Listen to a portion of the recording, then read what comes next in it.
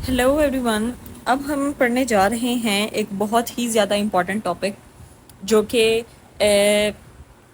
Prof returns के हवाले से भी, वाइवा के हवाले से भी और क्लिनिकली भी बहुत ज़्यादा इंपॉर्टेंट है, and that is cerebral palsy.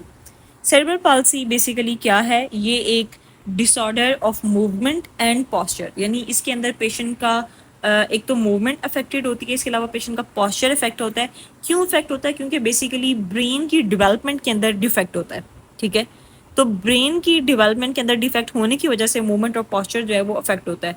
4 इसकी टाइप्स हैं। पेपर के अंदर ऐसे क्वेश्चन आता है कि what is cerebral palsy, what are its different types, और आप इसको किस तरह से मैनेज करेंगे, यानी फिजियोथेरेपी मैनेजमेंट भी बताएं। तो टाइप्स भी आनी ज़रूरी है। एक है आपके पास सबसे पहले स्पेस्टिक सीपी।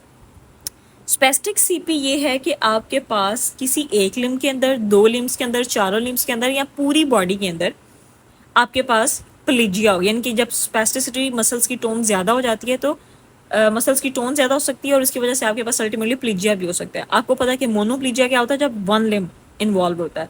डाईप्लीजिया तब होता है जब दोनों लोअर लिम्स इन्वॉल्व होते हैं। हेमिप्लीजिया ये होता है कि जब आपके पास one side of the body जो है वो इन्वॉल्व होती है। टेट्राप्लीजिया वो होता है जब आपके पास 4 लिम्स इन्वॉल्व होते हैं।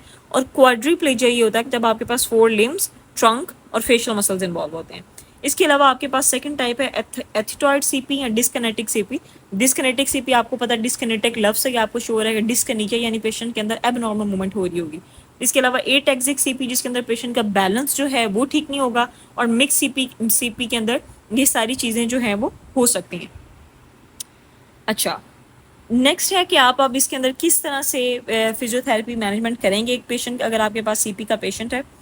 अच्छा, सबसे पहले तो इसके अंदर आपने, एक तो ये है कि जितने भी पॉइंट्स मैंने यहाँ पे मेंशन करने हैं वो सारे के सारे आपने बताने हैं, और ये सारे की सारी बहुत इंपॉर्टेंट है।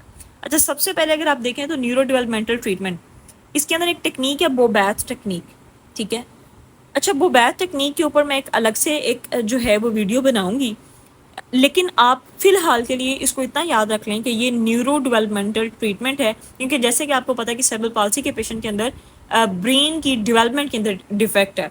ठीक है, तो जाहिर है आपने न्यूरो डेवलपमेंटल ट्रीटमेंट तो उसका करना ही करना है, तो उसके लिए एक टेक्निक है बोबैथ टेक्निक, वो आप यूज़ करते हैं। इसके अलावा एक होता है कंस्ट्रेंट इंड्यूस्ड मूवमेंट थेरेपी।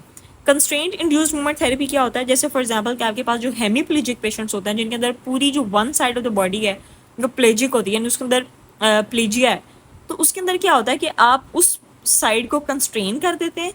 मतलब आप कुछ ऐसी कह लें कि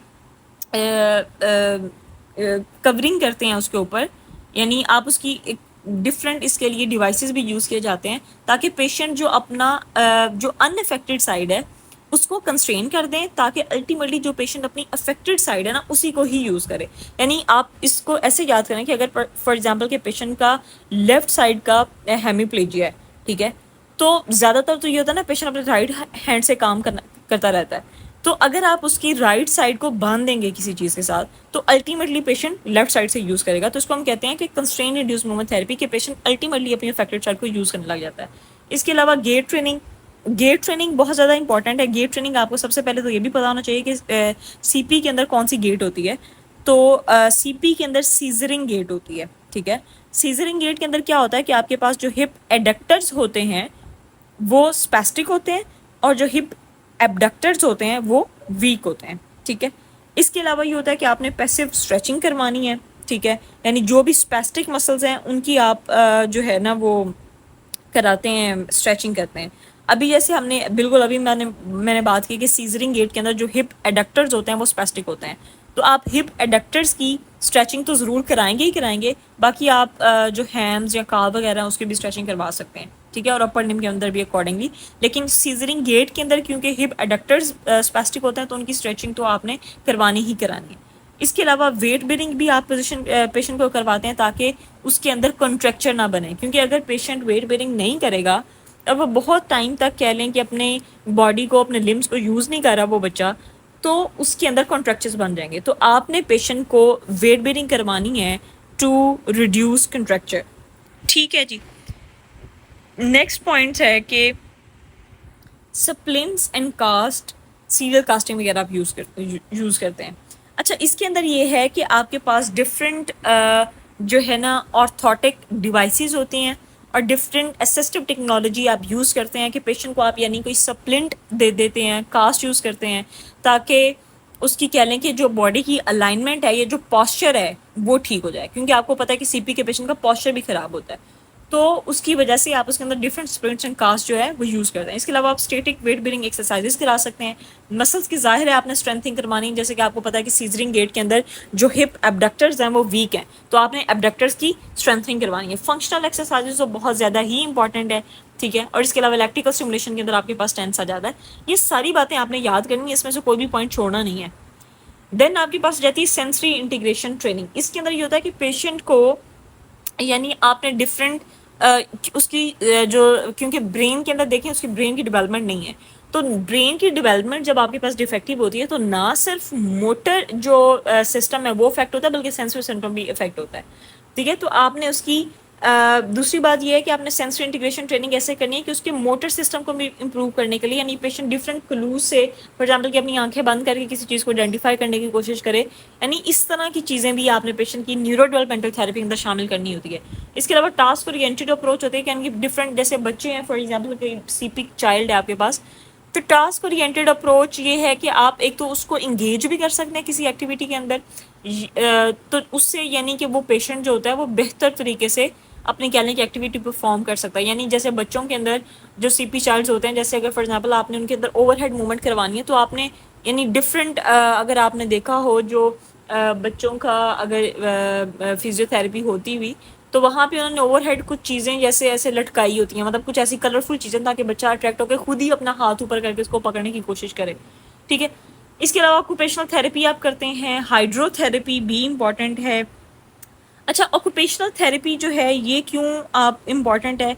ज़ाहिर है आपने पेशेंट के जो एडीएल्स हैं, यानी कि जो एक्टिविटी ऑफ डेली लिविंग्स हैं, इसके अलावा जो फाइन मोटर स्किल्स हैं, उसकी जो हैंड आई कोऑर्डिनेशन है, कॉग्निटिव स्किल्स हैं, इस सब को बेहतर करना है, तो उसके लिए ऑक्यूपेशनल थेरेपी ज़रूरी है। हाइड्रोथेरेपी क्यों ज़रूरी है? हाइड्रोथेरेपी के आपको पता है कि जैसे वाटर के अंदर बॉयंसी होती है, तो वाटर की बॉयंसी की वजह से आपके पास जो वेट बेरिंग स्ट्रेस होती है वो रिड्यूस हो जाती है, जिसकी वजह से अल्टीमेटली मसल रिलैक्सेशन इंप्रूव होती है और मूवमेंट जो है वो फैसिलिटेट होती है। तो ये बात आपने, यानी अगर ये जो सारी बातें मैं साथ मेंशन कर रही हूँ, जैसे ऑक्यूपेशनल थेरेपी आप क्यों करेंगे, हाइड्रोथेरेपी क्यों करेंगे, ये सारी बातें भी आपने साथ लिखनी है। यानी सिर्फ आपने उधर हेडिंग नहीं बना के आ जाना कि ऑक्यूपेशनल थेरेपी है या हाइड्रोथेरेपी है। ऑक्यूपेशनल थेरेपी अगर है तो आपने लिखना है वहाँ पे to address ADLs, fine motor skills, hand eye coordination and cognitive skills. Hydrotherapy है तो आपने आगे लिखना है कि as water buoyancy can reduce weight bearing stress, improve muscle relaxation and facilitate movement.